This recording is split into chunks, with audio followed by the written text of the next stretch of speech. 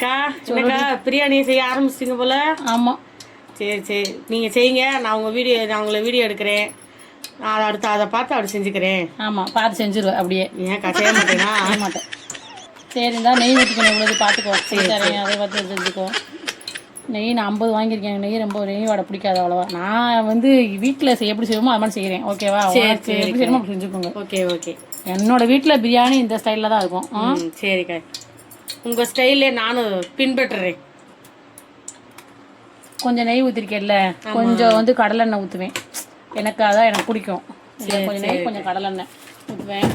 ஊற்றினதுக்கப்புறம் எண்ணெய் காஞ்சதுக்கப்புறம் இந்த இப்போ பட்டை, கிராம்பு, ஏலக்காய், அன்னாச்சி பூ தான் இல்லை, கடைக்கு போக முடியாது. அதனால இருக்கதை போட்டு வீட்டில் சிம்பிள் பிரியாணி தான். சரியா? சரி சரிக்காய்.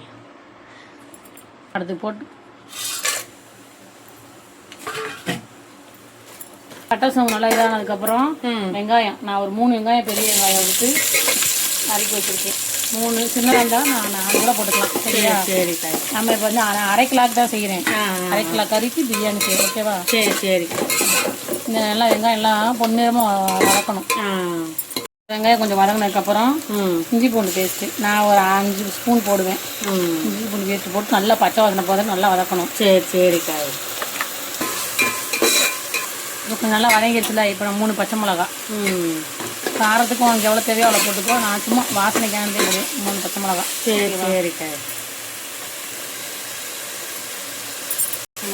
இப்போ இந்த தக்காளி 4 வெங்காயம் போட்டிருக்கேன்ல, அதனால் ஒரு 2 தக்காளி போட்டு நல்லா வதக்கிடணும். தக்காளி நல்லா வதங்கணும். சரி, இப்போ இந்த டயத்தில் நான் என்ன போடுவேன்னா ஆச்சி பிரியாணி மசாலா போடுவேன். சரியா? வேறு எதுவும் நான் போடலை, கண்டத கலர்லாம் போடலை இன்னைக்கு. இது மட்டும் தான் போட போகிறேன். சரியா? சரி, சிம்பிளாக இருக்கும், நல்லா தான் இருக்கும். சரி, நல்லா வதங்கிடுச்சுலடி. என்ன பிரிஞ்சு வந்துருச்சு பாரு இந்த டயத்தில். ஏக்கா என்னக்கா கறியில் ஏதோ போட்டு வச்சிருக்கீங்க? கறியில் ஏதோ ஒன்று போடலை, தயிர் உப்பு போட்டு நல்லா பிசைஞ்சு வச்சிருக்கேன். ஏன்னா அப்படி பண்ணாதான் கறி சாஃப்டா இருக்கும். சரியா? பிரியாணி செய்யறதுக்கு முன்னாடி ஒரு 1/4 மணி நேரத்துக்கு முன்னாடி இப்படி பண்ணி வச்சிரு. ஓகேவா? சரி சரிக்கா.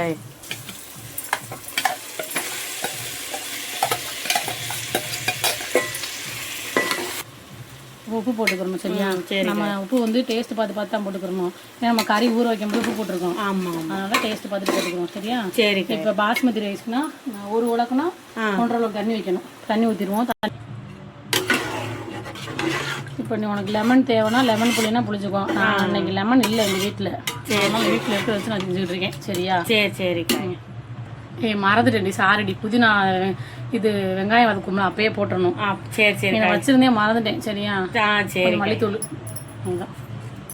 அக்கா திறந்தோடனே வாடை சம்முன்னு அடிக்குதுக்கா. சம்முன்னு அடிக்குதா? இந்த டயத்தில் அரிசி போடணும் நம்ம. சரியா? சரி சரிக்கா.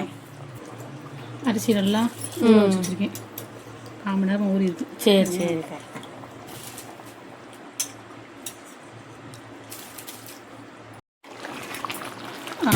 பிரியாணி ரெடி ஆயிடுச்சு. இன்னும் ஒரு 10 நிமிஷத்தில் தம் போட்டுடலாம். சரி சரி. தம் போட்டுட்டு காமிக்கிறேன். நான் எப்படி தம் போடுவேன் தெரியுமா? இப்போ நான் சிம்பிள் கங்கெல்லாம் வைக்க மாட்டேன். இதை அப்படியே மூடிடுவேன். மூடிட்டு சிம்மில் வச்சு இதை தூக்கி இதை வச்சுருவேன். இதான் என்னோட தம் ஸ்டைல். வர்ற ஸ்டைலில் வேற நல்லா இருக்கு. சூப்பராக இருக்கும். அக்கா பிரியாணி ரெடி ஆயிடுச்சா? பார்ப்போம். ரெடி ஆகிருக்கும். 1/4 மணி நேரம் ஆயிடுச்சுல்ல? ஆமாம் ஆமாம். சுடுது ரொம்ப. நான் பாரு நல்லா ஆயிடுச்சா? நல்லா வந்துருச்சு பிரியாணி. அப்படியே பொடு பொடுன்னு இருக்கும். நல்லா இருக்குது, பார்க்க டேஸ்ட்டாக இருக்கும் போல் சாப்பிட்றதுக்கு.